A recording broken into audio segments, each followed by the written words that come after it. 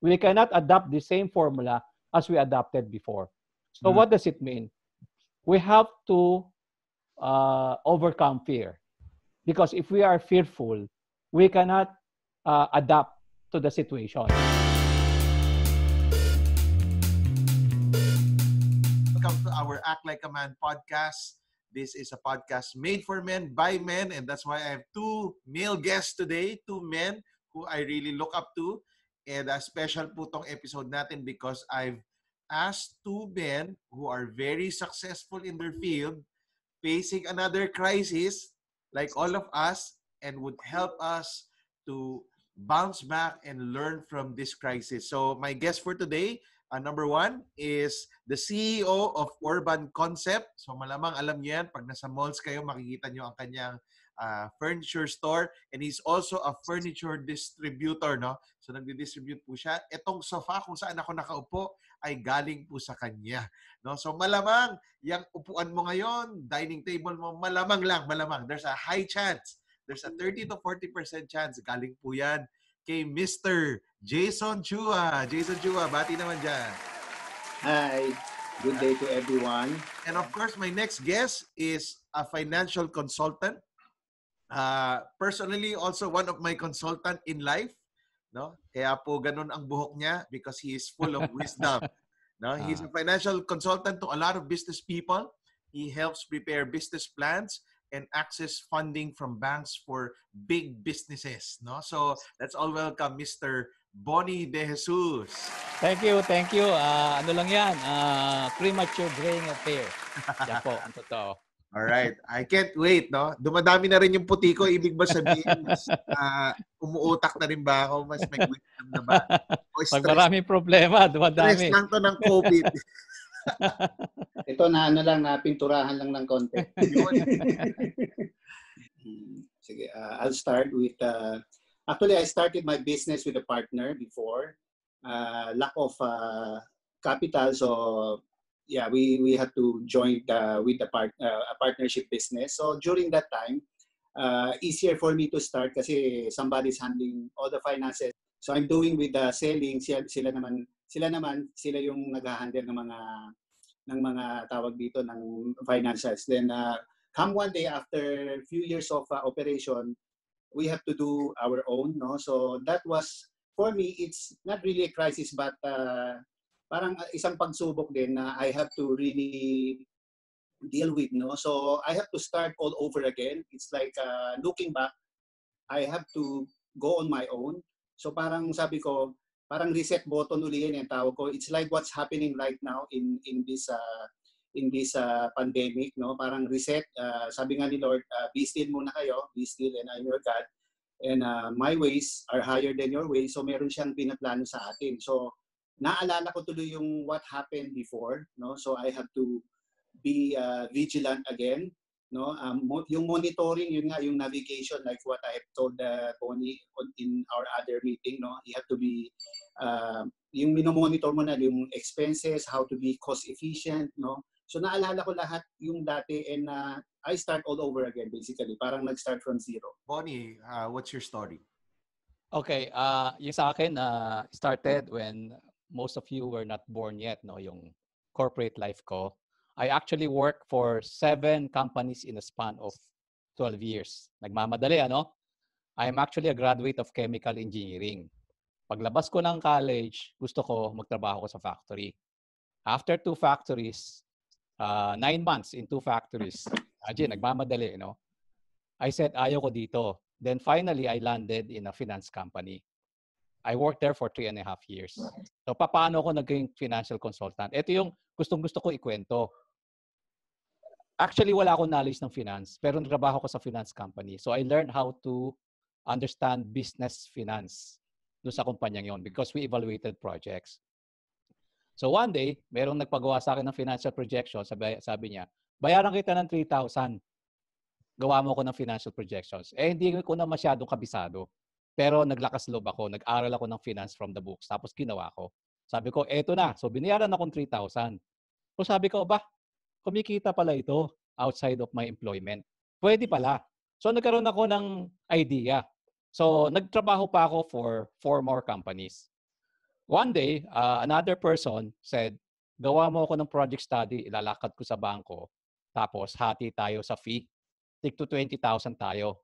Sabi ko, ba, malaki ah. So, ginrab ko yung opportunity. In other words, kumita ako ng 20,000. That was my 6th employment. After that employment, I resigned with the 20,000.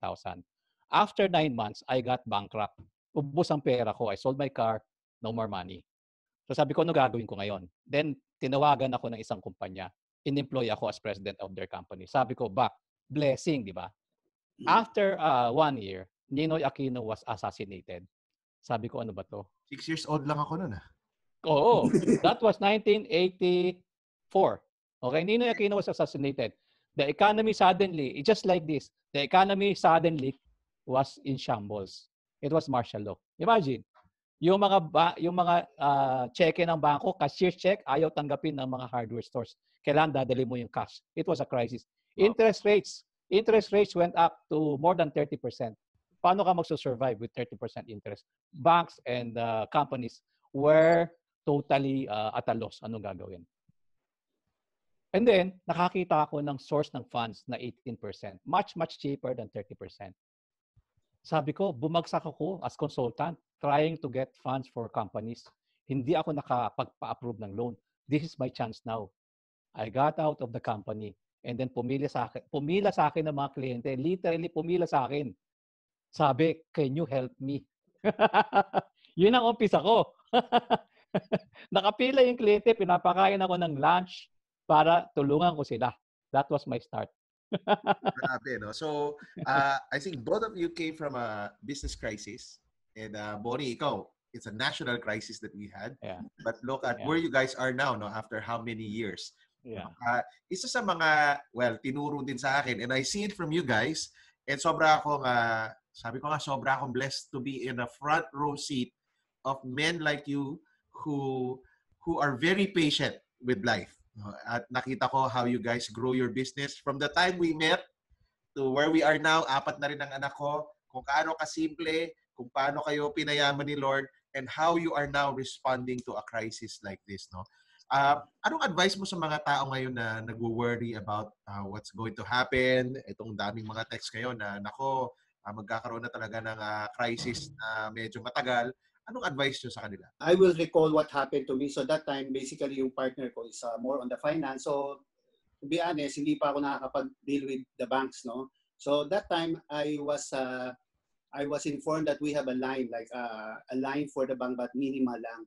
So that time, I was forced, no, to, aside from selling and marketing, I was forced to do the things that I'm not doing, which is to deal with the bank, no?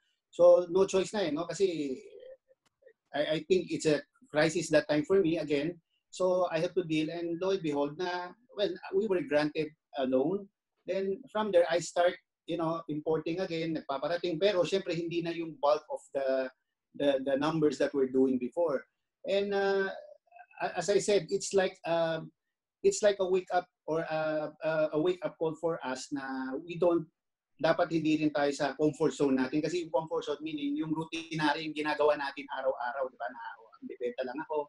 But kailangan din natin to go extra mile or to learn something that hindi natin because of the crisis.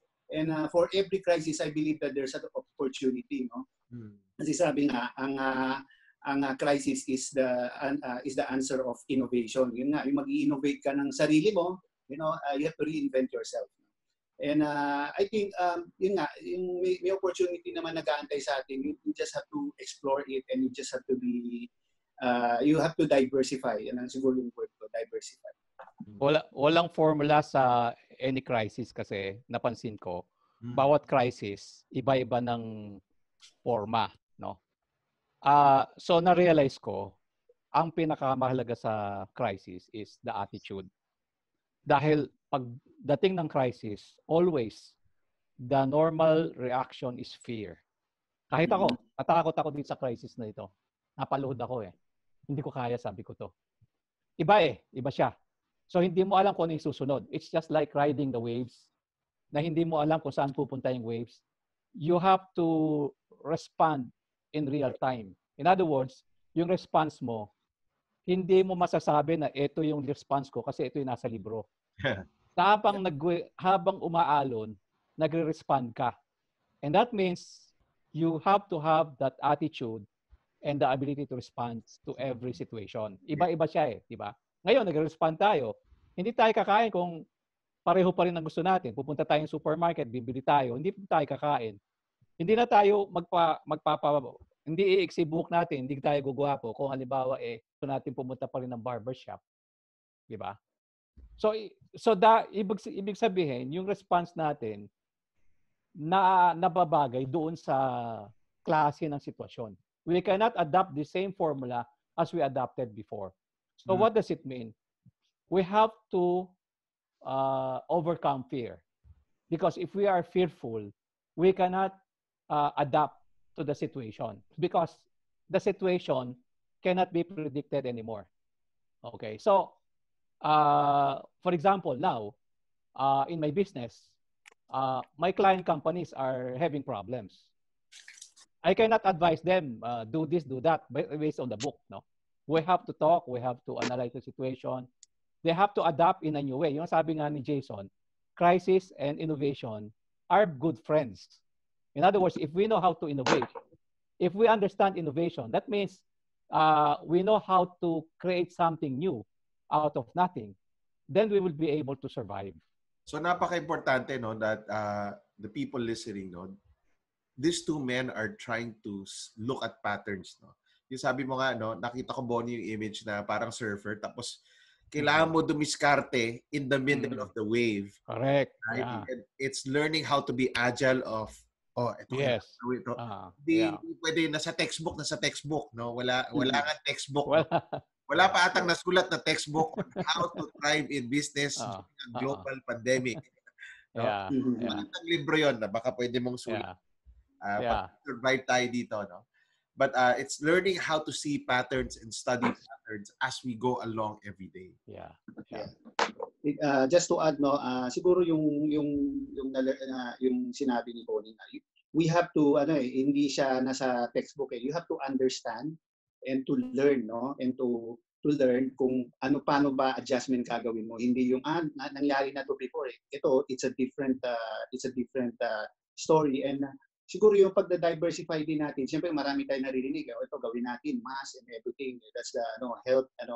But to me, I think what's in your hand, I learned it from our church. No? Ano bang meron ka ngayon na pwede mong i-diversify? Like me, I'm a furniture distribution. I'm sure pagpasok, hihina ang negosyo. No? Yung truck natin, baka hindi lahat tumakbo. Mga tao natin, hindi lahat magamit.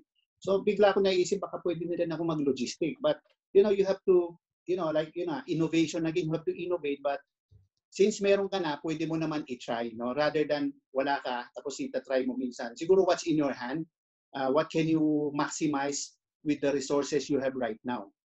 Yun lang. Yeah. Ganda rin sinabi ni Jason, what's in your hand. Kasi meron kang resources pa rin Actually, hindi minsan pag crisis, nalilito tayo, no? Pero ang totoo nun, kakain pa rin naman yung tao. Kailangan pa rin niya magpagupit. May mga new. Ako, nagpapagupit pa rin ako. Pero sa anak ko na, di ba? Yeah. May mga habits siya nag-change. Actually, hugas siya ng kamay. Nag-alcohol siya ngayon. Pati sapatos niya, kailangang ma-disinfect. Yung belt niya, kailangan ma-disinfect. Yung damit niya, kailangan ma-disinfect. So, may mga patterns na, like now, I think people will be looking for a cabinet na may ultraviolet, nag-disinfect ng sapatos, ng belt, ng damit. So may mga shift sa market na hindi natin na-predict kasi nagbago yung kultura niya, nagbago na yung habits niya. So may mga nawalan ng market, merong mga nagkaroon ng market. So yung sinasabi nga mo agile and adaptable. Dapat prepared tayo, hindi tayo takot, kundi meron tayong mind na sinasabi natin, crisis brings opportunity, gaya ng sabi ni Jason. Crisis and innovation are good friends, no? So, pagka ganun ang mindset natin, makaka-adapt tayo. Even, magiging positive tayo. Marami din ako nakausap, nagsara yung kumpanya. Nagsara yung kumpanya niya. Pero ang saya-saya niya, you know why?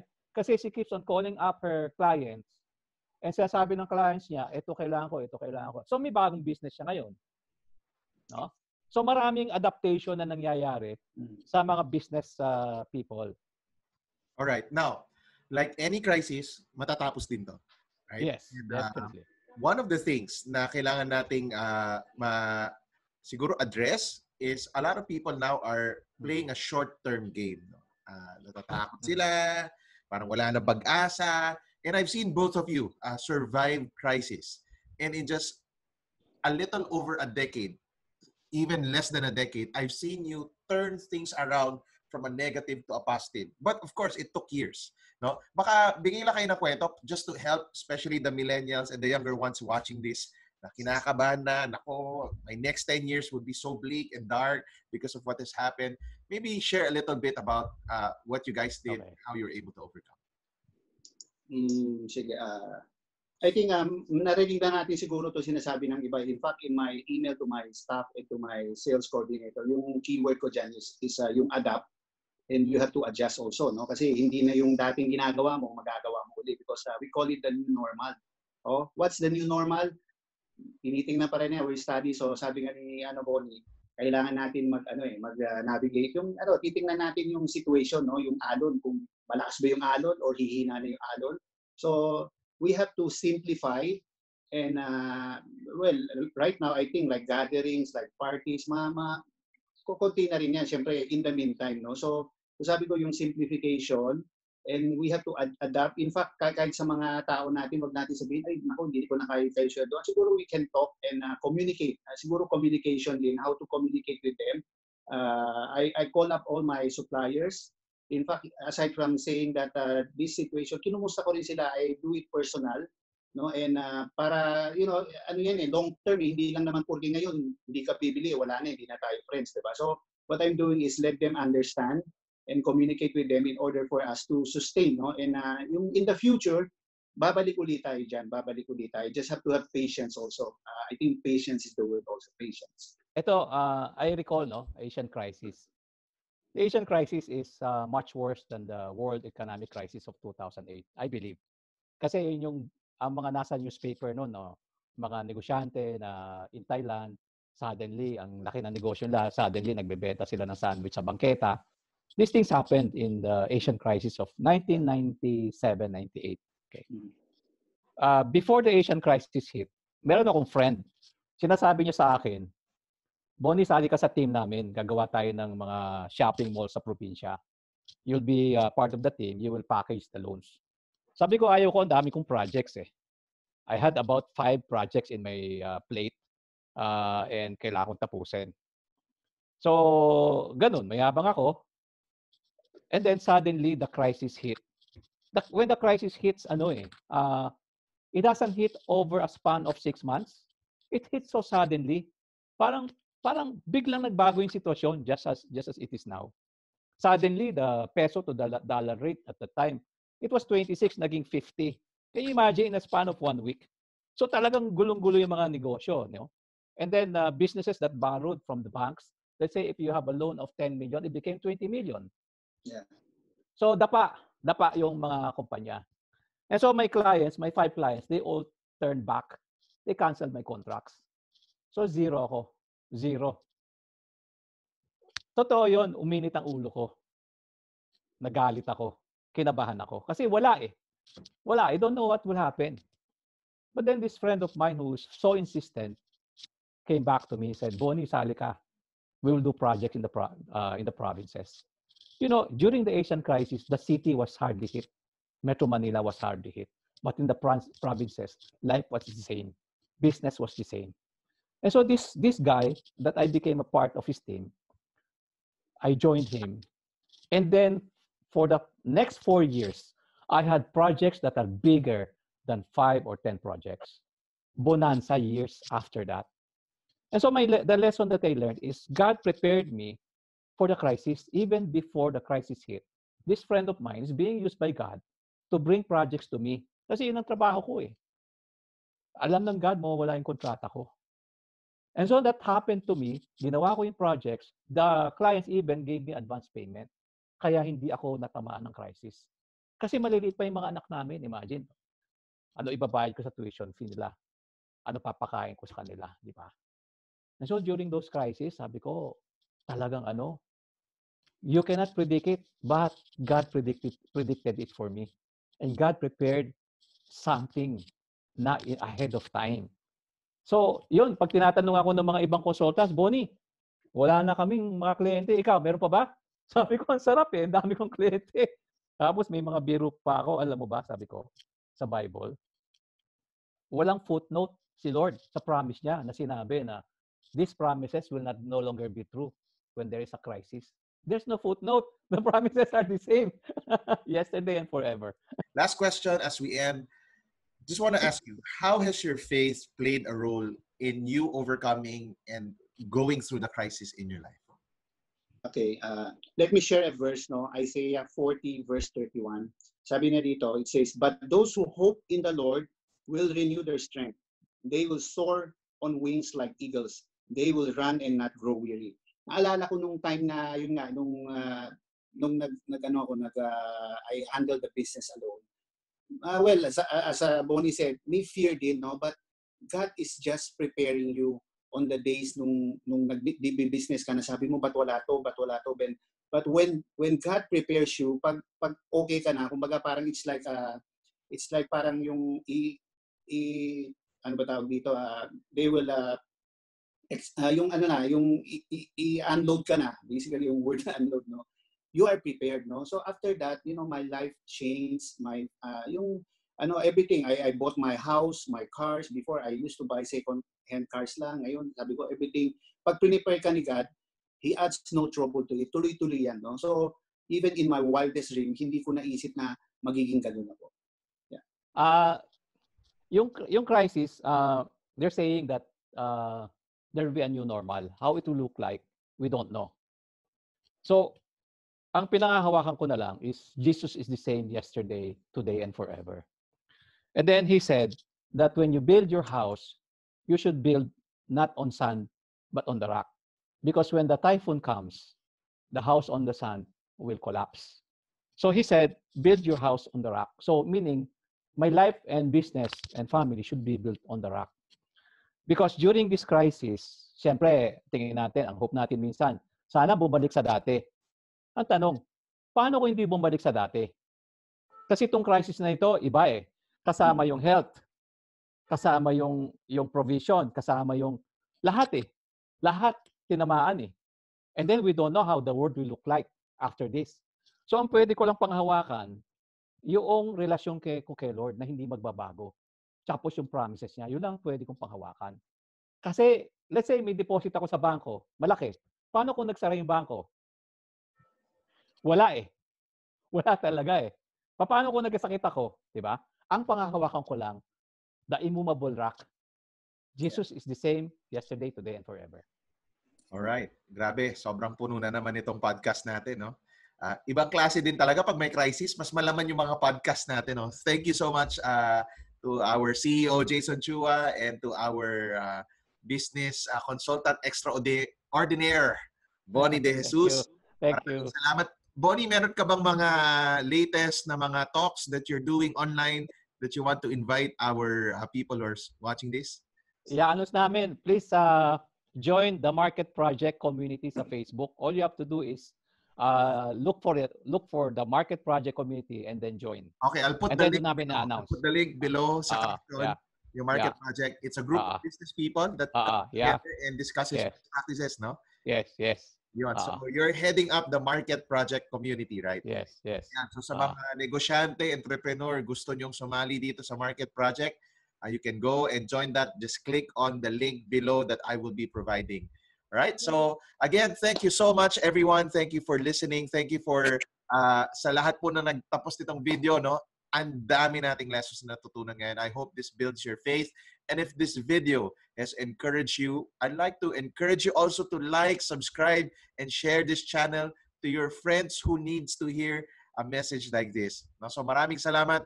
Thank you very much. And to all the men out there, please continue to act like a man.